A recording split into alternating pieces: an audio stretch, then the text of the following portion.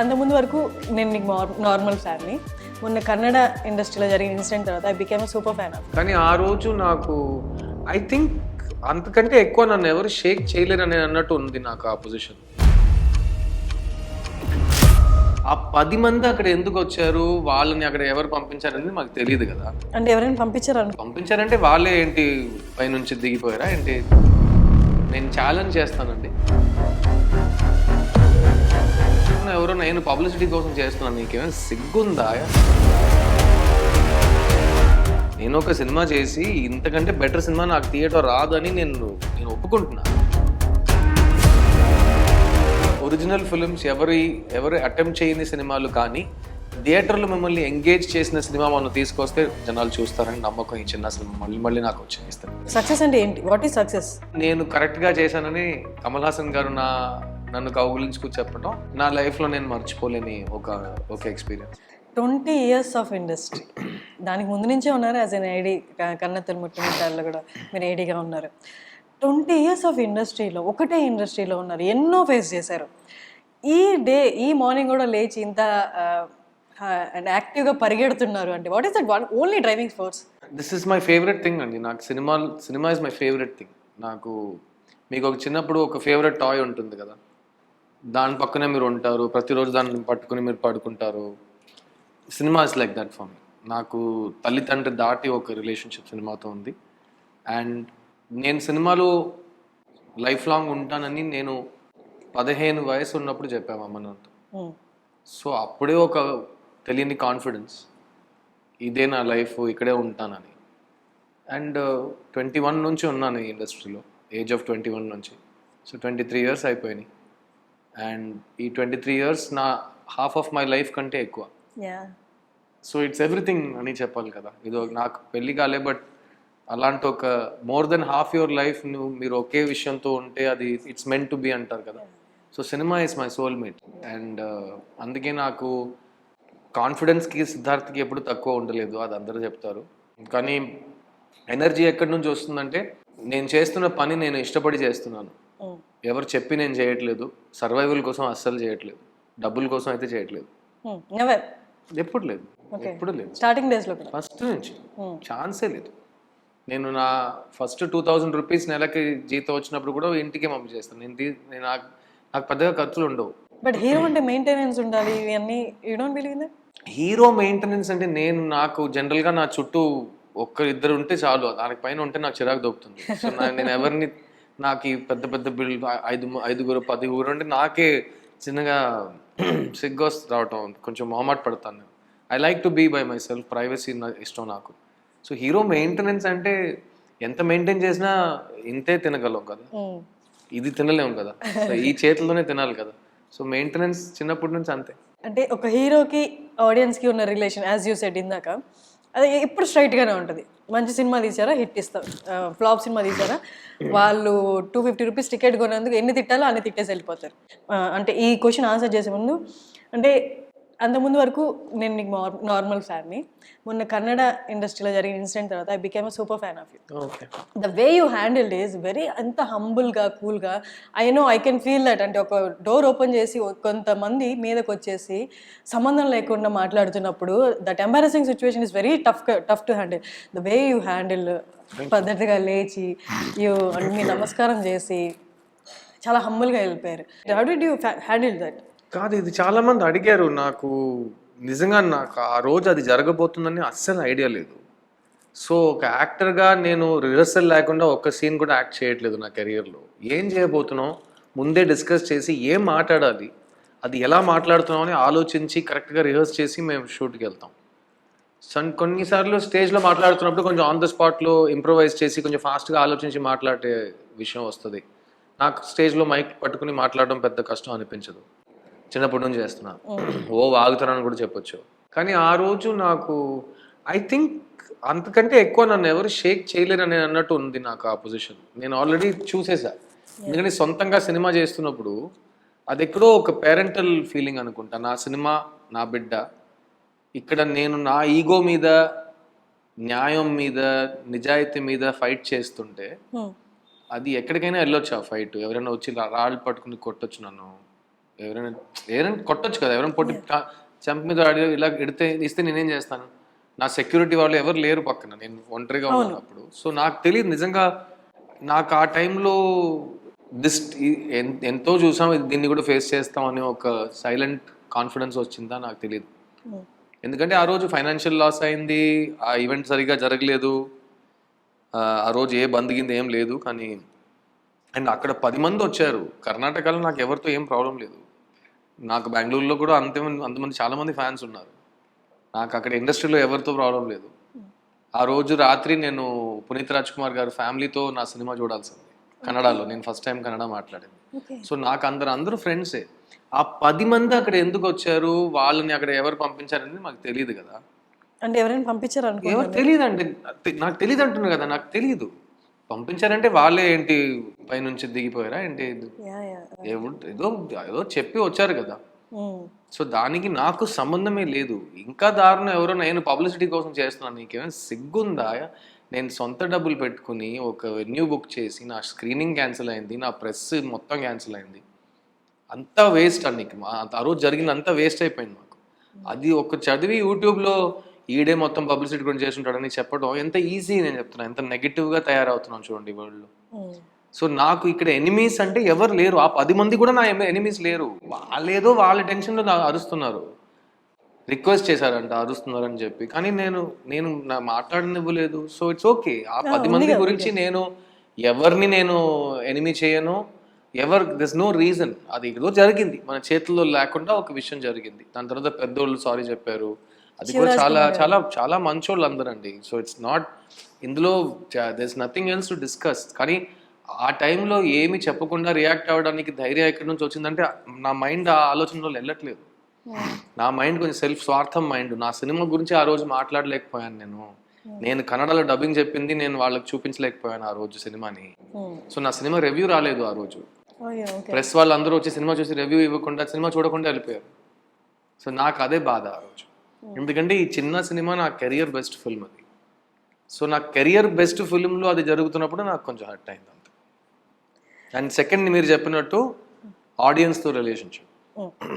ఈ చిన్న cinema release ముందు చెప్పా. ఇప్పుడు నేను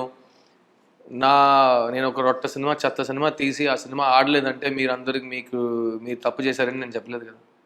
నేను ఒక సినిమా చేసి ఇంతకంటే బెటర్ సినిమా నాకు థియేటర్ రాదు అని నేను ఒప్పుకుంటున్నా. ఎందుకంటే అది తెలిసే నేను ఈ సినిమాలో ప్రాణం పోసాను. 2.5 years పనిచేశాను ఈ సినిమాలో. నేను ఫస్ట్ 1 year తీసుకున్నాను స్క్రిప్ట్ రాయడానికి. సో అవన్నీ ఒక ప్యాషన్తోనే వచ్చింది. ఒక బెస్ట్ ఫిల్మ్ చేయాలనే ఒక ప్యాషన్తో వచ్చింది. అండ్ నిజంగా ఇది నా కెరియర్ బెస్ట్ పర్ఫార్మెన్స్. ఎందుకంటే ఫస్ట్ 5 minutes తర్వాత మీరు ఒక సినిమా చూస్తున్నారని మీరే మర్చిపోతారు. అలాంటి సినిమా ఈ చిన్న. అండ్ మీరు ఇప్పుడు థియేటర్లో వెళ్ళి చూడండి, థియేటర్లో ఒక ఇది ఫ్యామిలీ సినిమా. ఎందుకంటే అందరూ అంటారు ఎలాంటి సినిమా అంటే ఇది ఫ్యామిలీ సినిమా. ఇప్పుడు బొమ్మరు లాంటి సినిమా చూసి ప్రతి తండ్రి కొడుకు మా ఇంట్లో ఇది జరిగింది, మా ఇంట్లో ఇలాగే ఉంటామని చెప్తే, మొత్తం మీరే చేశారన్నట్టు ఇంకా నా చేయి నీ చేతిలోనే ఉంది నాన్న అని చెప్తున్నప్పుడు అందరికీ ఒక ఏడుపు వస్తుంది కదా. ఆ ఏడుపు యాక్చువల్గా బాబోయ్ మన ఇంట్లో జరిగే విషయం, అది మనం సాల్వ్ చేయలేకపోతున్నాం అనే బాధ, లేకపోతే ఒక్కరోజు నేను మా నాన్న ఇలాగే మాట్లాడి సరి అయిపోతామేమో అని ఒక హోప్. అదే ఈ చిన్న సినిమా. మన బిడ్డల్ని మన పాపల్ని ఎలా పెంచుతున్నాం. స్కూల్కి ఒక బిడ్డ స్కూల్కి వెళ్తుందంటే స్కూల్ నుంచి వెనక వచ్చేట వరకు ఎంత టెన్షన్లో మనం ఉన్నాం. అయినా వాళ్ళని కట్టేసి మనం ఏ రిస్క్ తీసుకోకుండా అలా చూసుకుంటామా? లేదా స్వేచ్ఛంగా ఉండు, కానీ ఎవరితో ఎలా మాట్లాడాలి, ఎక్కడ ఎలా ప్రవర్తించాలి, ప్రతి బిడ్డ చేతిలో ఫోన్ ఇస్తున్నాం. ఆ ఫోన్లో ఏం జరుగుతుంది ఎవరికి తెలియదు. సో ఇలాంటి విషయాలు డిస్కస్ చేసే సినిమా, మిమ్మల్ని ఒక మంచి ఫ్యామిలీగా ఎలా ఉండాలో నేర్పించే ఒక సినిమా. నా ఇంట్లో నాకు ఇలాంటి చిన్న ఉంటే ఎంత బాగుండు అని ఒక ఆలోచన ఇచ్చే సినిమా. ఆ చిట్టి అనే పాప, నేను ఆ చిట్టిగా ఫీల్ అవుతున్నాను, నా పాప నేను చిట్టిగా చూస్తున్నాను, అదే ఫ్యామిలీ సినిమా. సో ఈ సినిమా ఫస్ట్ 5 minutes తర్వాత మీరు సినిమాలో ఈశ్వర్ సుందరికి ఈశ్వర్ చిన్నాన్న బాబాయ్ అవుతాడు. సో సుందరి ఫాదర్ తమ్ముడు ఈశ్వరు. సో బాబాయ్ అవుతాడు. బాబాయ్ని చిన్నాన్న అని కొంతమంది పిలుస్తారు. తను చిన్నాన్నని షార్ట్ చేసి చిన్న అని పిలుస్తారు. ఇతనేమో తన్ని చిట్టి అని పిలుస్తారు. సో చిన్న చిట్టి మధ్యలో ఉన్న ఒక ఫ్యామిలీ లవ్ స్టోరీ. అందులో ఒక పాప దీపావళి రోజు పొద్దున్న మిస్ అయిపోతే పాప కనుక ఏం చేస్తారు మీరు? మీకు ఎవరు సహాయం చేస్తారు? మీరు ఎవరితో వెళ్ళి కనుక్కుంటారు? పోలీస్ ఏం చేస్తారు? లా ఏం చెప్తుంది మీకోసం? ప్లస్ దీపావళి రోజు జరిగితే ఎవరైనా ఉంటారా అసలు మీ బాధలు వినడానికి? సో ఇలాంటి ఒక సిచ్యువేషన్లో ఒక మామూలు ఒక చిన్న ఊర్లో ఒక శానిటేషన్ ఆఫీసర్, ఒక క్లర్క్గా పనిచేస్తున్న ఒక కుర్రోడు, పెళ్ళావని కుర్రోడు, అతను చిన్నప్పటి నుంచి ఈ పాపని, వాళ్ళ అన్న చనిపోతే పాపని అలా నా బిడ్డ అని పెంచుతాడు. సో అలాంటోడు పాప నా ప్రపంచమే ఈ పాప అని అనుకున్న వ్యక్తి లైఫ్లో ఈ దీపావళి రోజు పాప మిస్ అయిపోతే ఏం చేస్తాడు? అదే ఈ సినిమా బేస్. కానీ ఈ సినిమా ఫినిష్ అయ్యేటప్పుడు నేను ఛాలెంజ్ చేస్తానండి, ఈ సినిమా మిమ్మల్ని అలా హోల్డ్ చేసి సినిమా ఫినిష్ అయిన తర్వాత కూడా ఒక 2 minutes అలా మిమ్మల్ని స్క్రీన్లో అలా హిప్నోటైజ్ చేసి పట్టుకుంటుంది. అది మేము నిన్న కూడా తారక రామ 70mm చూసాం, ఫుల్ హౌస్ఫుల్ నైట్ షో. అంత పెద్ద స్క్రీన్, అందరూ అలాగే కూర్చొని చూస్తున్నారు. కానీ తర్వాత వాళ్ళు చెప్పే మాటలు, ఏంటి సినిమా, ఇది సినిమానా సార్ అని అడిగారు. ఎందుకంటే ఎలా ఇంత రియల్గా తీశారు, నా లైఫ్లో జరిగినట్టుంది ఈ సినిమా. అది ఈ director magic, Arun Kumar magic అది. So it's a new cinema అండి. నేను మొహమాట లేకుండా చెప్తున్నాను, ఇది ఇందాక చేసిన సినిమా అయితే కాదు. వేరే ఒక సినిమాని చూసి ఇన్స్పైర్ అయి నేను ఈ సినిమాని తీయలేదు. ఈ సినిమాలో నేను ఇందాక చెయ్యని ఒక పర్ఫార్మెన్స్కి ఒక స్కోప్ ఉంది. అలాగే ఈ సినిమా తీస్తే కరెక్ట్గా తీయాలి, లేకపోతే తీయకూడదు అని ఒక ఆలోచన వచ్చి మనమే ప్రొడ్యూస్ చేసేద్దాం. ఇది నా 4th film as a producer ఇది. సో గృహం మీరు చూసారు, గృహం ఇక్కడ తెలుగులో పెద్ద హిట్ అయింది. లవ్ ఫెయిలియర్ నా ఫస్ట్ ఫిల్మ్, అది తెలుగులో హిట్ అయింది. సో ఇది నా 3rd ఫిల్మ్ తెలుగులో వస్తుంది యాజ్ అ ప్రొడ్యూసర్. సో నాకైతే ఒక ప్రొడ్యూసర్గా ఒరిజినల్ ఫిల్మ్స్ ఎవరు అటెంప్ట్ చేయని సినిమాలు కానీ థియేటర్లో మిమ్మల్ని ఎంగేజ్ చేసిన సినిమా మనం తీసుకొస్తే జనాలు చూస్తారని నమ్మకం ఈ చిన్న సినిమా మళ్ళీ నాకు ఇస్తాను. నాకు లాస్ట్ ఇంటర్వ్యూలో మనం ఒక పాయింట్ డిస్కస్ చేసుకున్నాం అవార్డ్స్ గురించి అండ్ దాని గురించి, అది చాలా వైరల్ అయింది. ఈ మూవీ సక్సెస్ అంటే ఏంటి? మీకు సక్సెస్ అంటే ఏంటి? What is success? ఈ మూవీ నేను తీయటమే నాకు సక్సెస్. బికాస్ ఇలాంటి సినిమా నేను పోయి ఉంటే, నేను చేయలేదు అంటుంటే ఈ సినిమా వచ్చిండేది కాదు. సో ఇది అలాంటి యూనిక్ ఫిల్మ్. సో ఆ సినిమాని తీయటం మా ఫస్ట్ విక్టరీ. ఓకే. రెండో గెలుపు ఏంటంటే ఈ సినిమాలో నేను కరెక్ట్గా యాక్ట్ చేయటం. సినిమాలో యాక్ట్ చేయడం ఎవరైనా చేస్తారు, నేను కరెక్ట్గా ఆ బాధ్యత తీసుకుని చేయటం పెద్ద విక్టరీ అండి నాకు. అది నేను కరెక్ట్గా చేశానని కమల్ హాసన్ గారు నన్ను కౌగులించుకు చెప్పటం నా లైఫ్లో నేను మర్చిపోలేని ఒక ఎక్స్పీరియన్స్. మా గురుగారు మణిరత్నం గారి సినిమా చూసి సినిమాని పొగట్టడం నాకైతే నిజంగా అదంతా కలలా ఉంది నాకు. తర్వాత ఈ సినిమాలో నాతో పాటు ఉన్న ప్రతి ఆర్టిస్ట్ తెలుగులో అయితే న్యూ కమర్. సో సిద్ధార్థ్ తప్ప ఎవరు తెలిసిన మొహం కూడా లేకుండా 2.5 hours ఒక ఆడియన్స్ని కట్టేసి ఒక సీట్ ఎడ్జ్లో కూర్చోబెట్టి ఒక కథ చెప్పటం నా దృష్టిలో చాలా పెద్ద విక్టరీ అండి. ఎగ్జాక్ట్లీ, చాలా బిగ్ అండి. ఎందుకంటే నేను ఎక్కడి నుంచో వచ్చిన కుర్రోడ్ని, నాకు పెద్ద ఫిల్మ్ బ్యాక్గ్రౌండ్ ఏమీ లేదు. నాలా ఎంతో మంది ఉన్నారు ఇండస్ట్రీలో. సో నేను సినిమా ప్రొడ్యూస్ చేస్తున్నప్పుడు వాళ్ళని మైండ్లో పెట్టుకుని చేయాలి కదా. సో చాలా మంది all new comers facing the camera for first time 90%. So అది ఒక పెద్ద ఓటం అండి, పెద్ద గెలుపు అండి. తర్వాత ఇంకో పెద్ద గెలుపు ఈ సినిమాలో, నేను ఈ సినిమాని ఫినిష్ చేసే విధానం కంటే ఈ సినిమాని రిలీజ్ చేసిన విధానం నేను చాలా గర్వంగా ఫీల్ అవుతున్నాను. ఎందుకంటే 4 languagesలో డబ్ చేసి రిలీజ్ చేయటం, ఆ 4 languagesలో బెస్ట్ ఆఫ్ డిస్ట్రిబ్యూటర్స్ వచ్చి ఈ సినిమాని డిస్ట్రిబ్యూట్ చేయడం. అలాగే ఇప్పుడు తెలుగులో ఏషియన్ ఫిల్మ్స్ చేస్తున్నారు, చాలా ప్రెస్టీజియస్ కంపెనీ. అండ్ సునీల్ గారు నాతో ఇప్పుడే మాట్లాడారు, కంగ్రాచులేషన్స్ సార్, ఈ సినిమా గురించి మీరు ఇక్కడ నుంచి ఎండ్ ఆఫ్ రన్ దాకా మాట్లాడక్కర్లేదు, సినిమా విల్ టాక్ అనేసారు. యాజ్ అ డిస్ట్రిబ్యూటర్ అది నాకు ఎంత పెద్ద మాట అంటే, సో ఎవ్రీడే ఇక్కడ నుంచి చిన్న ఆడే ఒక్కొక్క షోకి చిన్న పెరుగుతూనే పోతుంది, చిన్నకి మళ్ళీ స్టాప్ యూటర్న్ ఏం లేదు, అలా ఎండ్ ఆఫ్ రన్ దాకా క్లైంబింగ్లోనే ఉంటుంది. So it's a big hit for me. మీరు బీయింగ్ ప్రొడ్యూసర్, యాక్టర్, మీరు డైరెక్టర్ కూడా చేశారు కదా, అంటే అన్నిట్లో ఉండడం డూ యూ ఫీల్ అంటే ఏదైనా ఇబ్బందిగా అనిపిస్తుందా హ్యాండిల్ చేయడం ఎవ్రీథింగ్? నా స్వార్థం చాలా ఎక్కువ అమ్మా. నువ్వు నాకు ఛాన్స్ ఇస్తే నేను నీ పని కూడా చేసేస్తాను. నేనే ప్రశ్న అడిగి, నేనే సమాధానం చెప్పి, నేనే ఇక్కడ ఎక్స్పోజర్ పెట్టి, నేనే ఇక్కడ లైట్ చెప్పి, ఎందుకంటే నాకు అన్ని చేయటం చాలా ఇష్టం. ఎందుకంటే నేను రెస్ట్లెస్ టైప్, నేను ఏదో ఒకటి చేస్తూనే ఉంటాను. అది ఎప్పుడైనా బ్యాక్ ఫైర్ అయిందా టు మీ బీయింగ్ అంటే doing everything at a time? లేదు కదా. ఇంకా మీరు ఎలా ఇన్ని విషయాలు ఎలా చేస్తున్నారని మీరు అడిగితే అది బ్యాక్ ఫైర్ అవ్వలేదని అర్థం. ఎందుకు ఇలా చేస్తున్నారు, వదిలేయచ్చు కదా అని మీరు అడిగి ఉంటే నేను ఆల్రెడీ బ్యాక్ ఫైర్ అయిందని నేను అర్థం చేసుకోవాలి. సో నాకైతే నేను స్టూడెంట్ ఆఫ్ సినిమాని, నాకు 24 క్రాఫ్ట్స్లో అన్ని క్రాఫ్ట్స్ తెలియాలి. అలాగే నన్ను మణిరత్నం గారు పెంచారు. సో ఆ రోజుల్లో ఒక ఫిల్మ్ మ్యాగజైన్ ఎలా మార్చాలో, ఒక ఫిల్మ్ కెమెరాను మ్యాగజైన్ మార్చడం కూడా మేము నేర్చుకున్నాం. దానికి నా పనికి సంబంధమే లేదు, కానీ అన్ని విషయాలు మనకు తెలియాలి, సినిమాలో A to Z తెలియాలని. సో నాకు ఇంకా స్వార్థం, ఇంకా నేను చేయని విషయాలు చాలా ఉన్నాయి సినిమాలో, అవన్నీ కూడా చేసేయాలి. కానీ ముఖ్యంగా నేను ఇంకా డైరెక్షన్ చేయలేదు కదా, నేను ఇంకా India's longest running assistant director నేనే. 23 సంవత్సరాల నుంచి అసిస్టెంట్ డైరెక్షన్ చేస్తున్నాను నేను. సో అలా ఒకరోజు డైరెక్టర్ అవుతానని ఒక కళ ఉంది. బట్ ప్రస్తుతం నాకైతే ఒక నిర్మాతగా, ఒక నటుడుగా నేను నాకు కావాల్సిన సినిమా, జనాలు మాట్లాడాల్సిన సినిమా, ఫ్యామిలీస్ కలిసి చూడాల్సిన సినిమా ఒకటి తీశానని నేను చాలా గర్వపడుతున్నాను. అండ్ సిద్ధార్థ్ అంటే తెలుగులో ఫ్యామిలీ హీరో, కానీ ఆ లవర్ బాయ్ నాకు వద్దు, బోర్ కొడుతుందన్నానే కానీ ఫ్యామిలీ హీరో వద్దని నేను ఎప్పుడు చెప్పలేదు. ఎందుకంటే ఫ్యామిలీ హీరోకి చాలా పరిమాణాలు ఉన్నాయి. మళ్ళీ బొమ్మరిల్లు భాస్కర్ మీ టచ్ లో ఉన్నారా? మొన్నే మాట్లాడాం, సినిమా చూసి కంగ్రాచులేట్ చేశారు భాస్కర్. వస్తుందా మళ్ళీ మీ కాంబినేషన్ లో? మా కాంబినేషన్ సినిమా రావటం పాసిబిలిటీ ఉంది, కానీ బొమ్మర్లు టు ఆ సినిమా ప్రొడ్యూసర్ని అడగాలి, నాకు దానికి సంబంధం లేదు. బట్ ఈ బొమ్మర్లు లాంటి సినిమా తర్వాత నాకు ఒక ఫ్యామిలీ జానర్ లో సినిమా పడటం అంటే, నాకు 10-11 years అయింది ఆ జానర్ ని వదిలేసి. ఎందుకంటే ఆ జానర్ లో టచ్ చేస్తే మళ్ళీ బొమ్మర్లా ఉంటుందా అని అడుగుతారు. అది చాలా కన్ఫ్యూజింగ్ అయిపోతుంది. మళ్ళీ బొమ్మర్లు తీయడానికి ఎందుకు, అది బిగ్ బాస్ లా టీవీ సీరియల్ అయిపోతుంది, మళ్ళీ సీజన్ మార్చుతూనే ఉంటుంది. అది కాదు కదా. సో సినిమా క్రియేట్ చేయడం, భాస్కర్ అనే మనిషి తన లైఫ్ లో జరిగిన విషయాల్ని పట్టుకుని ఒక సినిమా రాశాడు, అదే Bommarillu. So Bommarillu inspired by తన లైఫ్ లో చూసిన విషయాలు, ఆల్ దోస్ థింగ్స్. అలా రియల్ లైఫ్ నుంచి కథలు వస్తున్నప్పుడు అలాంటి బ్లాక్ బస్టర్స్ అవుతాయి. ఈ చిన్న సినిమా అన్ని based on real events. So అది ఈ సినిమా ఈ రోజు విజయం సాధించడానికి ముఖ్యమైన కారణంగా అది చూస్తాను. ఎందుకంటే ఈ సినిమాలో జరిగిన ప్రతి విషయం జరిగి ఉంటుందిలే అనే ఉంటుంది, అలా ఆ బాధతోనే ఉంటుంది. డెఫినెట్గా ఈ సినిమా అందుకే కనెక్ట్ అవుతుంది ఫ్యామిలీస్కి. అండ్ ముఖ్యంగా ఫ్యామిలీస్ పిల్లలతో ఈ సినిమా చూడాలి.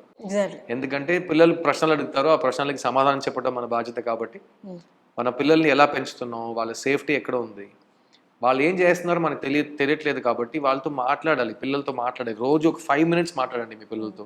ఎలా జరిగింది మీ రోజు, ఏం చేసినావు ఇవాళ, ఏం నేర్చుకున్నావు, రేపు ఏం చేయాలనుకుంటున్నావు, ఏం నేర్చుకోవాలనుకుంటున్నావు. సో పిల్లలతో మాట్లాడదాం. అండ్ ఒక ఫ్యామిలీగా let's be happy, let's be safe. So Chinna is a very positive film about hope. Last question, మీరు మొన్న హ్యాండిల్ చేసిన సిచ్యువేషన్ నుంచి వచ్చిన క్వశ్చన్ ఇది. మీరు అంత మెచ్యూర్డ్గా హ్యాండిల్ చేశారు, మీకు ఇన్స్పిరేషన్ ఫిగర్ ఎవరైనా ఉన్నారు from TF Telugu film industry నుండి? ఇవాళ నాగార్జున గారు నన్ను అడిగారు, నువ్వు ఎందుకు సిద్ధు ప్రొడ్యూసర్గా మారినావు అని. నేను 2 సమాధానాలు చెప్పా. ఒకటి, అన్నపూర్ణ స్టూడియోలో చుక్కలో చంద్రుడు షూటింగ్ టైంలో నేను అక్కినేని నాగేశ్వరరావు గారు ఒక సినిమాలో యాక్ట్ చేస్తున్నాం, చుక్కలో చంద్రుడు. ఆ సినిమాకి నేనే స్క్రిప్ట్ రైటర్. అది తెలుగులో 2వ సినిమా. ఫస్ట్ సినిమా నువ్వు వస్తానంటే వద్దంటానా, సెకండ్ సినిమా నేనే ఓన్ స్క్రిప్ట్, చుక్కల్లో చంద్రుడు. సో అప్పుడు ఆయన నన్ను సార్ అని పిలిచేవారు. సో నేను చెప్పాను, సార్ నాకు ఒకలా ఉంది సార్ మీరు నన్ను సార్ అని పిలుస్తుంటే. You are the writer my boy, I will call you sir అన్నారు ఆయన. తర్వాత నన్ను అడిగారు, ఏం చేయాలనుకుంటున్నాను. నాకు అన్నీ చేయాలి సార్, నాకు మ్యూజిక్ చేయాలి, నాకు పాట పాడాలి, నాకు డైరెక్షన్ చేయాలి, నువ్వు సినిమాలు ప్రొడ్యూస్ చేయాలి అన్నారు ఆయన. ఎందుకు సార్ అంటే అప్పుడు ఆయన చెప్పారు, ఒక producer is a creator of the film. So ఇప్పుడు నేను అన్నపూర్ణ స్టూడియోస్ ఉంది, నేను ఎందుకు అన్నపూర్ణ స్టూడియోస్లో ఉన్నాను అని ఆయన చెప్పారు. అది నాకు చాలా ఇన్స్పైర్ చేసింది. అలాగే రామానాయుడు స్టూడియో కూర్చున్నప్పుడు ఒకసారి రామానాయుడు గారితో నేను వీళ్ళు పెద్దోళ్ళతో నేను చాలా టైం స్పెండ్ చేశానండి. నా గ్రేటెస్ట్ గుడ్ ఫార్చ్యూన్ అది. ఈ జనరేషన్లో ఉన్న ఆర్టిస్టులకి అది దొరకట్లేదు, నాకు దొరికింది. సో రామానాయుడు గారికి నేనంటే చాలా ఇష్టం. ఆయన రెగ్యులర్గా నాతో మాట్లాడేవారు ఆయన.